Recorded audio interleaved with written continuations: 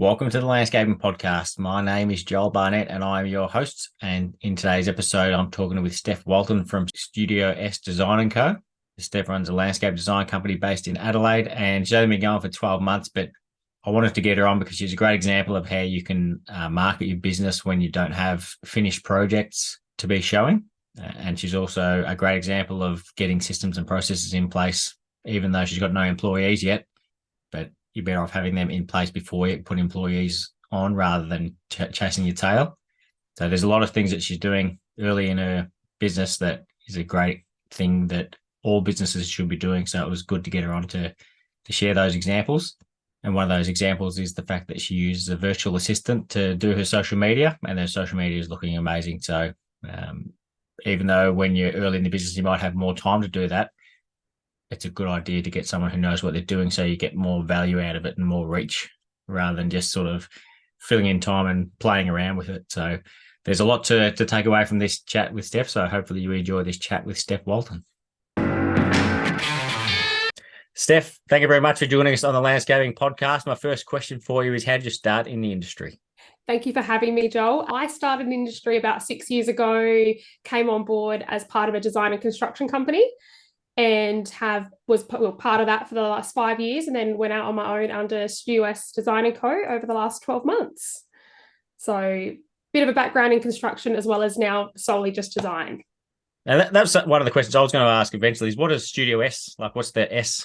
Is it ES? Steph, and then I didn't want to just put studio with the letter S, so I'm like, oh, sounds a little bit nicer with the ES. So I was still, most of the time, get people pronounce it as Studio ES, but it's pronounced S. Yeah, there's a lot of people that, like, even big companies like COS Design, people call it COS or COS, and so as long as they know what they're talking about, it doesn't matter what they call you. Exactly right. As long as I know who I am, that's fine. Yeah. So what did you start doing in that design and construction company? Did you study it all beforehand, or did you start? No. So I was pretty much wearing all hats in that company. I was not a designer at the time. We had designers that we would subcontract to for our builds. I was pretty much a bit of like a client liaison, dealing like admin, back end sort of thing, just everything really. And then, like I said, we sort of subcontracted the design work, but I found over time that was definitely more and more drawn to me. Like, I really enjoyed spending time with the designers we were working with, understanding their processes and what their day-to-day life looked like. Then I sort of looked at myself and I'm like, oh, this big headache of having staff members and construction teams and dealing with big contracts and the works. I was like, this wasn't for me, or that's not what I wanted to do long term. So that's obviously when I decided, no, design is what I want to do. So I went and studied in TAFE and got my diploma at the same time as still working within that company, and then went out on my own 12 months ago and never looked back. I'm absolutely loving it. Less stress. Yeah, definitely. Didn't realize how much stress I was probably under being part of such a big company and team members, which I'm sure you're aware of the stress that what comes with that.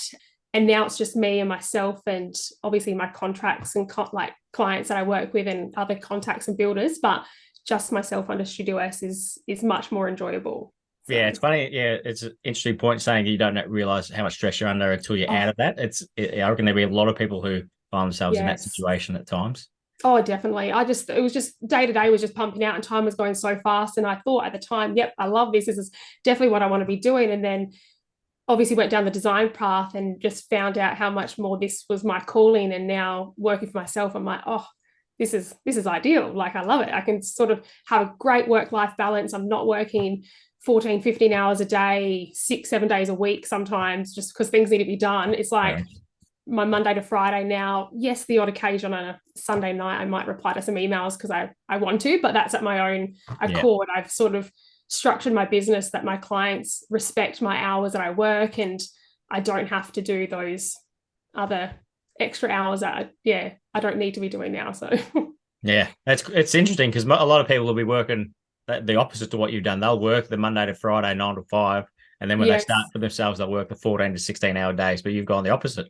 Yeah. So I think because I've had the experience of being such a busy business, I understand how processes and practices should be put in place straight away in a business. So as soon as I started Studio S, I sort of set ground rules and how I wanted my day-to-day to look and how I wanted my life to look and cohesive to my work life as well. So I just straight away set up my practices how I wanted them, and I've stuck to them, and it's rewarding because I'm busy enough that I don't need to be working those hours. I've done great for myself in the last 12 months, and I can see that just continuing over the next couple of years. So yeah, awesome. And it's a great idea that you're getting those systems and processes in place so that if you do you ever have plans to put on an employee?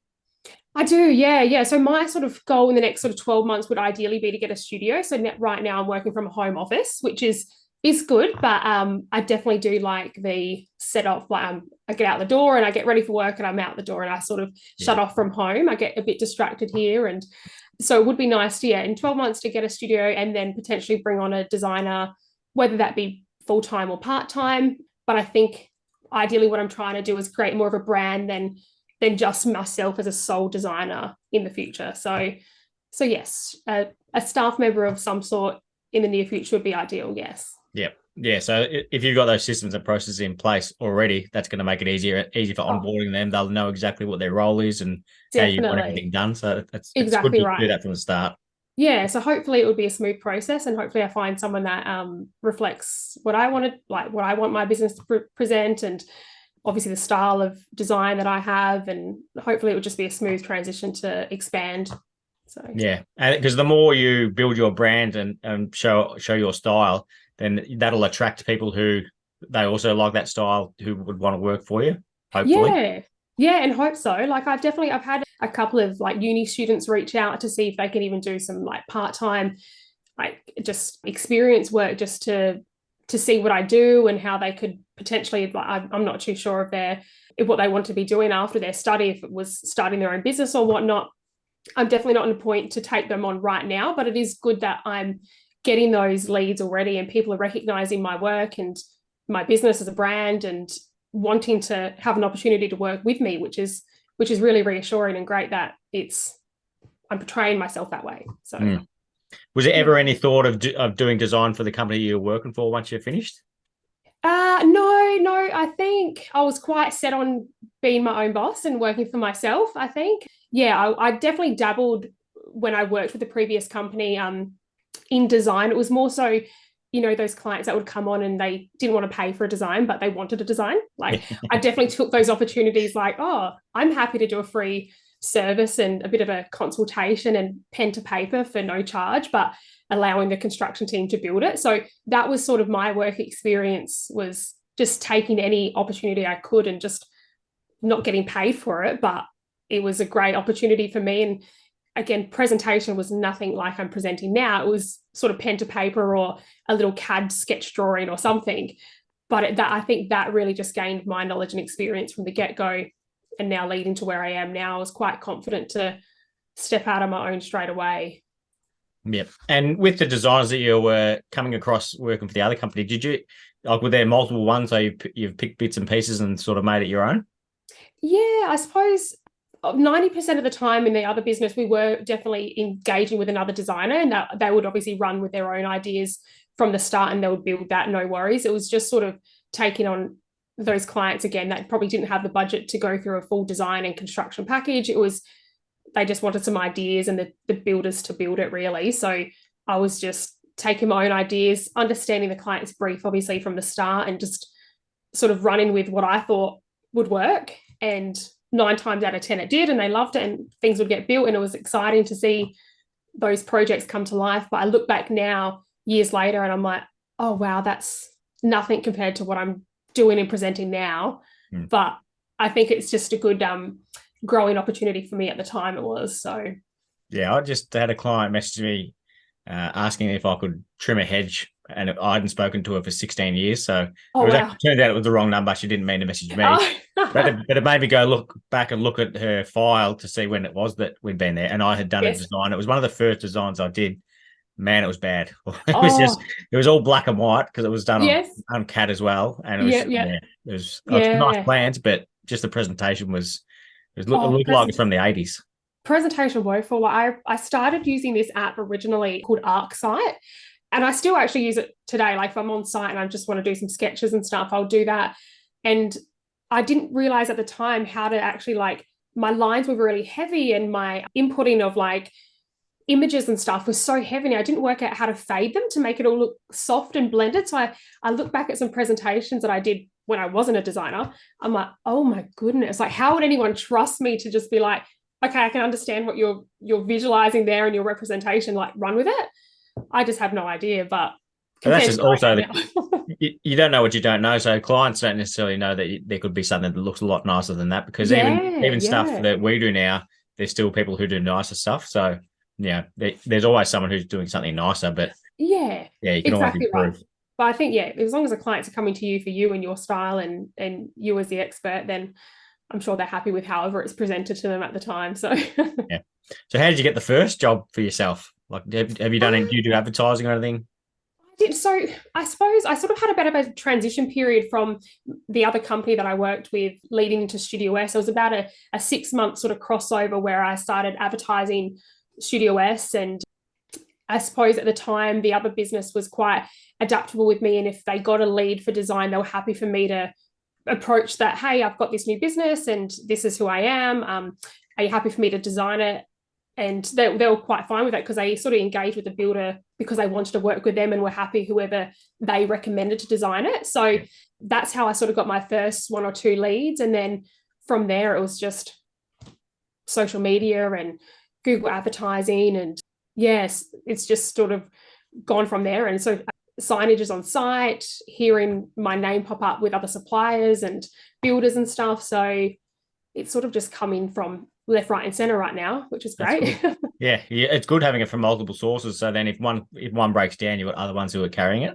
Exactly right. Yeah. How does the Google AdWords go? Because that's something I've been looking at doing, but I can't. I keep meaning to make an appointment because I want to talk to them about it before I spend money. So I've been spending money that's going to get value rather than just throwing money away. I suppose I looked at Google Ads as something I wanted to start with, just especially for the first 12 months, knowing that I look at it like social media definitely brings me a lot of my revenue. However, I look at my back end of my socials, and the major people that I'm targeting in socials are aged 25 to 39 years old. And I'm like, well, 39 plus, how are those people engaged with me? And I know that 50% of my clientele are somewhat near retirement age and things like that. So how am I going to attract those clients? And I feel that Google was probably my best solution because they don't always have social media. If they do, they might have Facebook, not Instagram or Pinterest and all those other platforms that we use so well. So I only invest $500 a month into Google Ads, but I definitely do get a lot of those older demographic clients reaching out to me through that platform opposed to social. So I just thought it was a win-win for me, not missing out and capturing those other clients and just focusing on free advertisement on socials. So I run Google ads and social media ads as well. So I budget what I do for each month, and it's definitely served me well so far.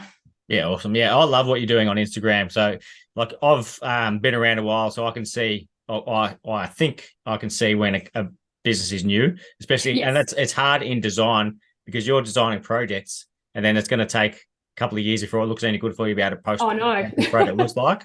So so a lot of people will just do nothing, but you're actually posting the 3D images and they look awesome as well. They're really good quality 3Ds. Thank you. So, yeah, that was the main reason I wanted to get you on, because it's a good example of what designers can do when they start out to still start building that business up. Keep posting, and I think for me, like I can't wait. I've designed, I think the last 12 months, I'm up to anywhere between 30 to 35 designs that I've been a part of over the last 12 months, where 15 to 16 of those are even construction or completed construction. However, like you just hit the nail on the head, I'm waiting for establishment of plants and things to settle in to be worthwhile taking photographs and content images of. So it looks like I'm in the infancy, but yes, I have got so much stuff out there being built. I'm just waiting. So I think I try and cover it in my my stories and my site visits, showing people that these things are getting built. It's not just pretty pictures on a paper. So I'm just waiting for the right time to photograph. Yeah, but they work well getting new followers as well, because and it might be people who are not ready to design at the moment, but they like what you do, so then they'll follow, and then when they're ready, they'll pull the trigger. I was Exactly talking right. to Yeah. Ashley James last night. And he was telling me because I told him that you were coming on, and Yeah. you've had all those 3D images, and he told me about a fellow who's got more than 10,000 followers, and all they post is 3D images. So yeah. Wow. you can get You can. get followers in there, and assumingly that they're good quality ones as well. Yes. Yeah. No, that's good to know. I suppose. I mean, yeah, like you said, I'm in infancy. I've only been around 12 months, and I haven't got a lot of followers on socials, but it does increase daily. So I think when I'm posting, people are liking them, and it's getting some movement. Yeah. Well, if you be consistent, that's the key to it. So yes, then people are going to, like, if someone looks at it, if it comes across your page and they see you haven't posted for 3 months, then they might realize you don't exist anymore, so they won't follow. So yes, and then also being consistent, like one of your posts might pop, so then it'll get a lot of reach. So there's so many different techniques to help build your audience, and then you can definitely get jobs from that.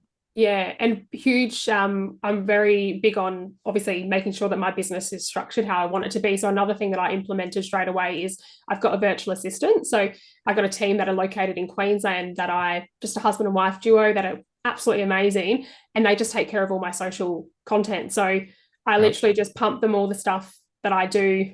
Every design that I finish, I just pump it through to them in a Dropbox file and say, when you're ready to post this, they make sure I post 3 times a week. They update my stories twice a week. They take care of all my ad boost, like my boosts post and my ad content for Facebook. It's just such a good investment for minimal cost, really, that my business sees. I just don't have to take care of it anymore. It's just, nice.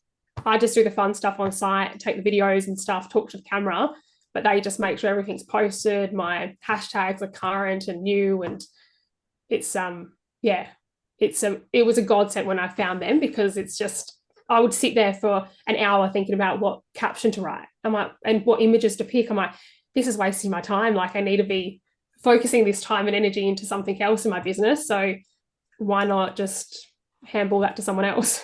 Yeah, that's a great idea. Because then, that's going to help with the consistency, because like I'm pretty bad at it. There might be a week I'll post every day, and then other days I'm having a massive day, so I can't be bothered. And then the job they're working on is not worth posting, or so there's all sorts of things. So, but if you can send it to someone else and that's their job that you're paying them for, that's just they do. Yeah, exactly. And they know the time. They look in the back end. So they see when people are more engaging and what demographic we should be targeting, and they're on it. So I'm like, trust you to just go for it. Yeah, that's awesome. And one of the things I liked you did on your social was when you introduced yourself as well, like with 5 things about you. And you're actually the second person I've had on who's a former Muay Thai fighter. Oh, yes. Willie Sabo did that as well. Oh, cool. Yeah. So you're undefeated in that, I saw. Undefeated, yes. So I was quite fit a couple of years ago. I haven't done it in a while, but it was a very big passion of mine when I was younger, through my early 20s. Just, in the gym twice a day, 6 times a week. It's just not possible now with business, but loved it. And I did 3 professional fights and won all 3 of them. So yes, a force to be reckoned with. Yeah. And also something I really what's the word, resonated with was the fact that you don't drink coffee, and you get offered multiple times. Drives me insane as well. Like, you don't drink coffee either? No. So, and I've had one because the client, I kept saying no, but the client brought it out and it looked all right. So it looked pretty fancy. I thought, maybe I will look. I've always thought I might mature and like it. But, so I drank it and it was revolting. And then you get the follow-up question. Oh, what about a tea? I'll make you a tea. I might drink tea either. Like, that's like bath water for me. But sometimes I've actually had to be polite and just take it. I'm like, okay, like, just have to take one for the team. And then just tip it on the ground when they're not looking. When they're not looking. Oh, that was delicious. Thank you. I've got too much energy as is. I don't need caffeine to pick me up. I wish I could drink it, because it'd be good to meet people for a coffee at a cafe. I know. But it's not professional if I meet them there and say, if it's a hot chocolate with 2 marshmallows, please. Oh, that was me yesterday. I met with an interior designer. I'm like, sorry, I'll just have a hot chocolate. Yeah, Oh, because a lot of people say, "Can we be at your office?" And I don't really have an office, so I said, "No, I yes. don't have an office." And I said, "How about meet at the cafe?" And I'm like, Yeah. yeah, Don't drink. Yeah. So that's why I'm like, can't wait for a studio so people can come to me and I'll just have like sparkling water on tap and then like no coffee machine or anything you can't even be yeah, offered. So yeah. Do you know? Have you like? Do you know what sort of time frame you're looking at moving to an office? Ideally. ideally, probably the next 12 months. Yeah. Yep. I think for me, 12 months time, even if it is just me on my own at the start, is fine.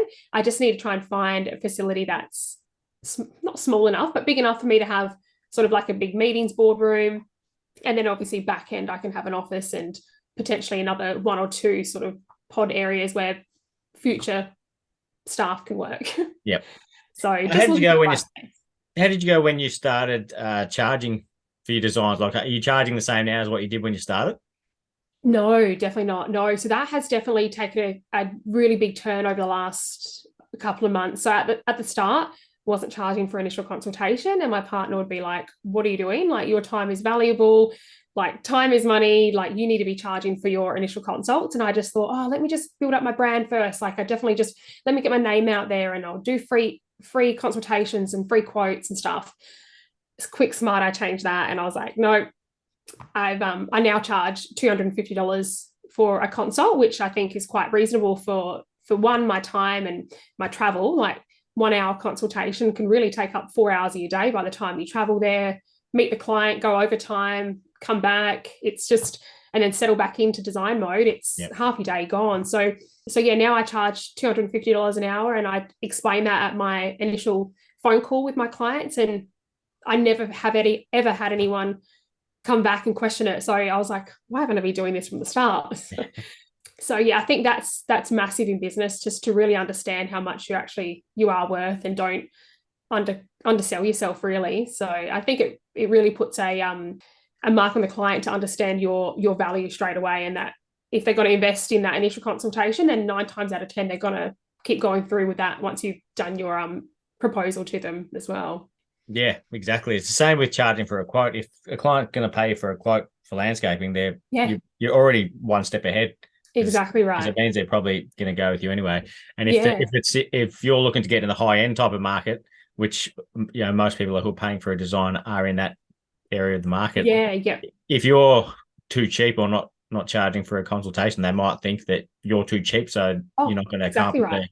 the level of quality that they want for their design. Yeah, So exactly right. Yeah, I yeah, definitely found that straight away. So yeah, and then my quoting process obviously is all job per job basis, and I still get that asked on the phone like, oh, what's your cost for design? And it's just like, how long's a piece of string? I need to come out to site. I need to meet with you, understand the scope of works, your brief, size of the property, what areas we're looking at, and because 9 times out of 10 you'll speak to the client on the phone, they'll give you a rundown still, and it's like, no, I'm still coming out, and when you come out the brief completely changes, or there's so many different facets that they didn't even sort of cover on the phone. So yeah, I go into really big depth with my proposals and stuff for my clients. yeah. Do you send them any survey or anything like that, or ask them any questions before you head out there to start thinking of that you want to know from them?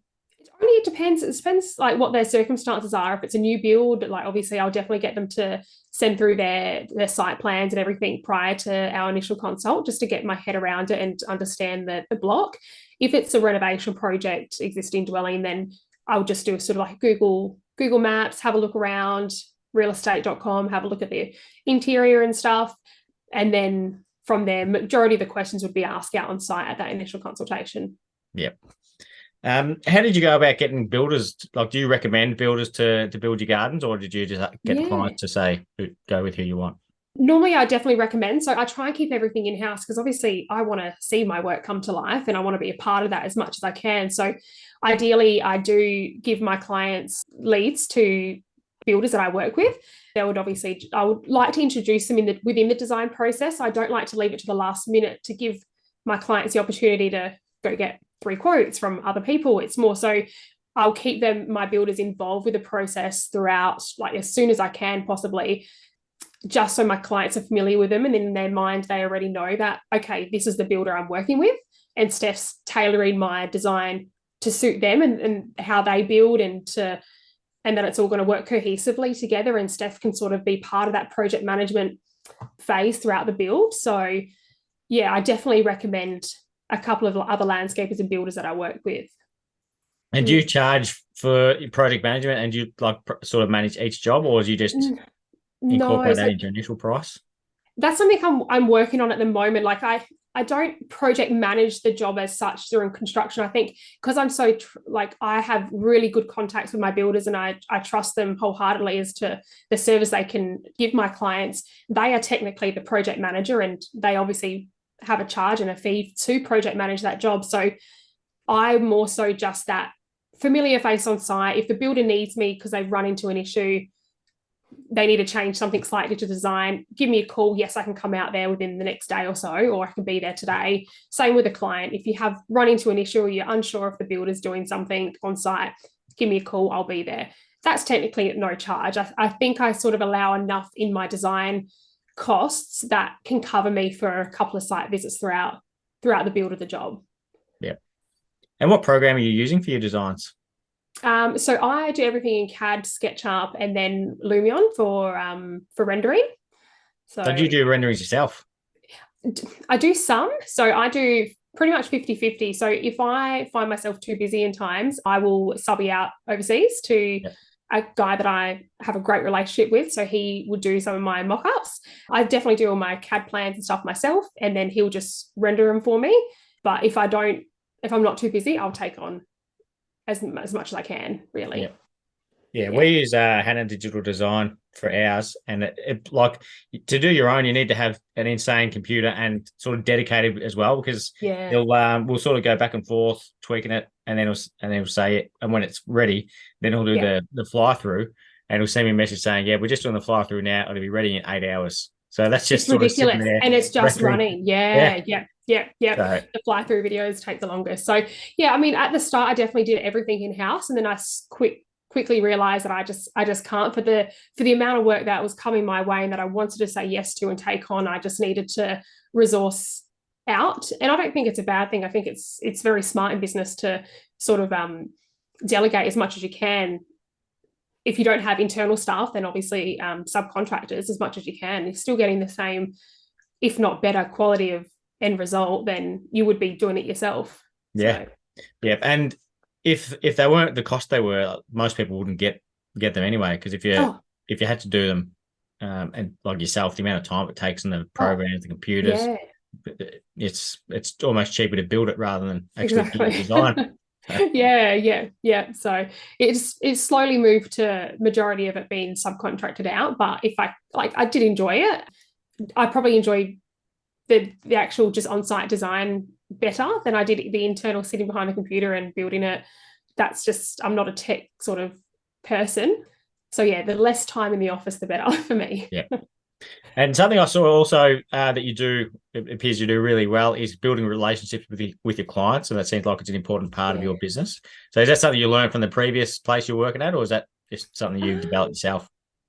I think just my personality, really. Like I've just always seen the value in, building that strong relationship with someone that is investing time and money in you. And I think, yes, it definitely probably came from the other business, being part of the client liaison aspect of dealing with them through construction and getting winning contracts and all that sort of thing. So yeah, I just think it's just, I don't know why someone wouldn't think it's so important to have those strong relationships with clients from initial consultation all the way through the design, all the way to the end of construction, and even beyond that. Like I've reached out to clients that I've had from the other business years later just to see how they're going on socials. They might mention me in something and I'm like, oh, what have you been? And it's just nice. Or you might see them locally. It's just, it's really nice to have that relationship. Yeah, and it means a lot to them as well that you weren't just treating them like a number. You actually care about them, so you remember their name and their project, and just and personal details about them, their kids or their interests and stuff like that. It's very, very important in any business, I think, to have that ease of client relationship and client rapport building. Yeah, it's something I've said on a few episodes, but that's something that we need to be better at is sort of not treating each project like a job. It's treat it like an experience, because that's what the client wants, because then you're going to they're going to have a better result a better experience. So then they're more likely to recommend you Exactly. to people who are in the same sort of circle as them. So Yes. you Oh, just got yeah.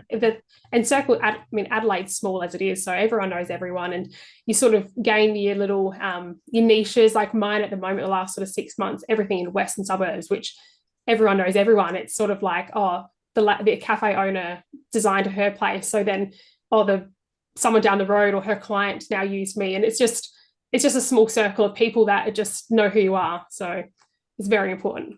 yeah. And it's a good price that you're paying for word of mouth as well, because that doesn't cost as Definitely. much as the Google AdWords. Exactly right. Yes. And So also they're more often than not there as like a genuine lead. So they're not just Googling landscape design Adelaide. cool. They're Yeah, actually it's wanting to know you. exactly right. They feel like they already know you just based on the recommendation they've received from their friend. So yeah, Yeah. can't And can't also beat word putting of your mouth. face on your Instagram as well. So then they can get to know you before you've gone out there. Very important. That was even like yesterday, for instance, met up with my like an interior designer, and she came into the cafe after me, and she's like, oh, I really feel like I knew you because I've seen you on your socials, and it was our first encounter, but she's like, I feel like I know you already. So it's just, and I hear that from clients as well, like how many times have clients brought up the whole coffee situation like you just mentioned Yeah. before.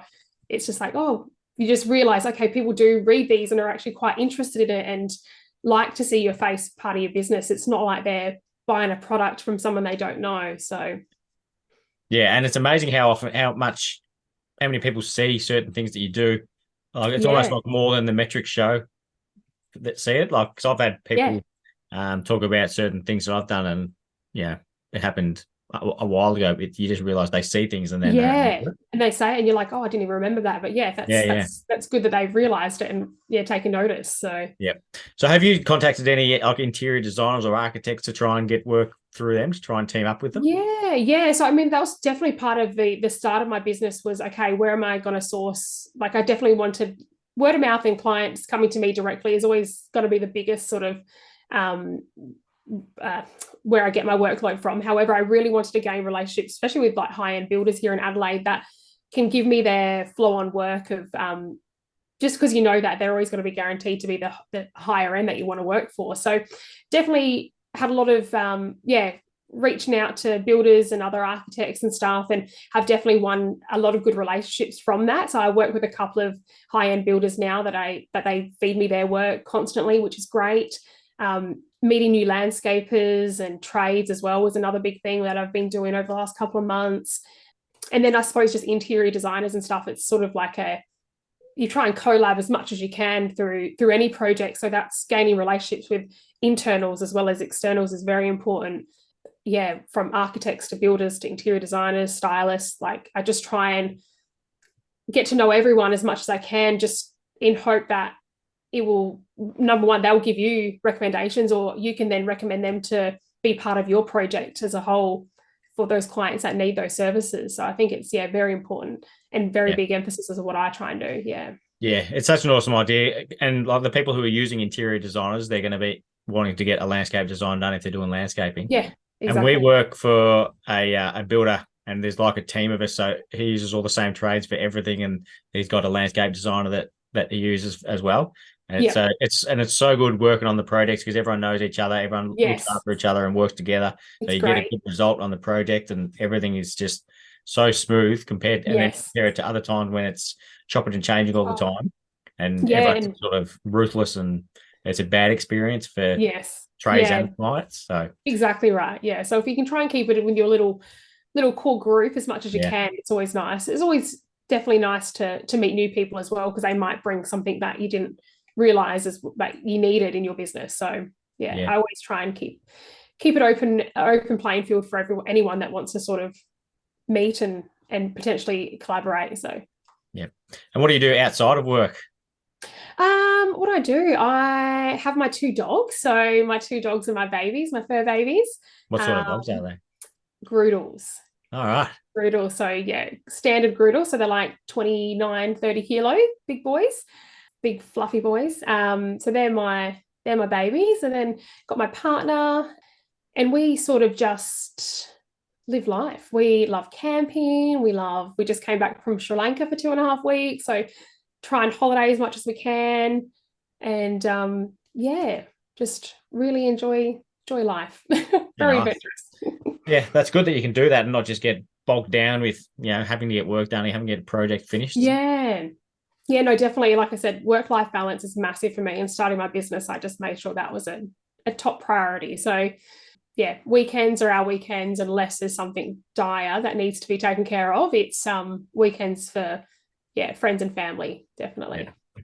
Have you ever had a business coach or spoken to any sort of mentor or anything like that to help you get the business? At the start of Studio S, I reached out to a lady called Kylie Crossman.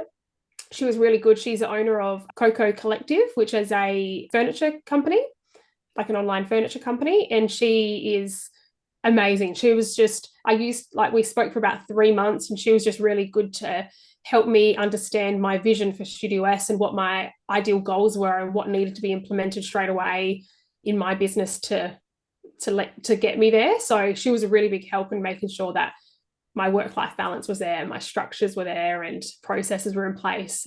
Obviously, she doesn't come from a landscaping or design background. It was more the business side of things that she really helped me look into and achieve straight away. So very, very grateful for her for the first sort of 3 months of my business.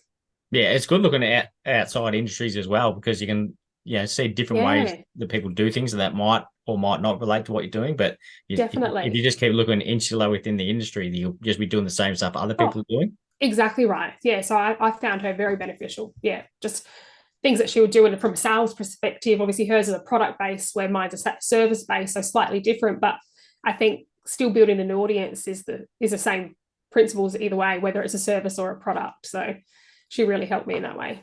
Yeah. Mm. And you've got the goals of having a studio and an employee on in the next coming 12 months. Would you have any like longer term goals that you work towards? I think, like I mentioned, like I'm trying to build a brand more so than just Steph, the landscape designer. Like it's my goal. I foresee Studio S becoming is, like I said, a brand where that takes me, I'm not too sure yet. Whether it's just landscape design or potentially internals or other facets that we might look at, still within that creative industry. Potential products that I've been thinking about that I would love to design and launch and those sorts of things. So potentially have a product behind the name as well. Yeah, lots of things in the thought process. I'm very itching to get to another milestone, but I do got to realize that I've only been in it 12 months. So I really want to just make sure that I'm focused on what I'm doing currently and have it down packed, ready for me to bring on that employee in the next 12 months so they can just slide in, and then I can focus on other aspects to grow the brand. So Yeah, it can be exciting when you're starting a business to do all these things at once, but having patience is a good thing to yes. have. Oh yes, yes. And my partner brings me back down to earth straight away. And last question for you, Steph, is who do you think would be a good guest to have on the podcast? I saw you've already had Mon Palmer, so that was going to be my one. Yeah, she was awesome to talk to. Oh, love Mon Palmer. Yes, her style is incredible. Yeah, and she's such an awesome person as well. Yeah, she's just so genuine, down to Yeah, earth. Yes, yeah, yeah, love that. I think when you can have such a big brand, you just sort of paint a picture already of someone that could be behind that. But I think she's just completely different to who you would think yeah, behind such a big and well-established brand. yeah, yeah. There can be Um, some big name people who I reach out to and this thing can't hurt by asking, but and yeah, then they say yes, and that turns out they're an awesome person as well. So exactly right. Yeah. Have you had Dale from Prestigious Gardens? no, Love Dale. Dale would be great. So Dale is a horticulturalist and a designer, and I think he would be really, really good to chat to about his experience and his business and how he's. I don't know if he's got two separate businesses, being the design by Dale and Prestigious Gardens, but yeah, might be a good one to speak to. yeah, it's good. I like when there's people who do design who've also done horticulture because they've got Yeah, they usually do some awesome looking designs because I love yeah, he's plants, good use of plants. So yeah, that he's sounds like great. a good We're one. hopefully about to collaborate on a larger commercial project together. So he would be really good to chat to. Yeah, awesome. Yeah. Well, thank you so much for coming on. All And right. I think No you're a good worries. example on what you can do to market your business early in your design days. So it's, Yes. yeah, I just wanted to get you on and I thank you for sharing that Appreciate story. that. Appreciate that. Thank you so much for your time and thank you for reaching out to me. I really appreciate it.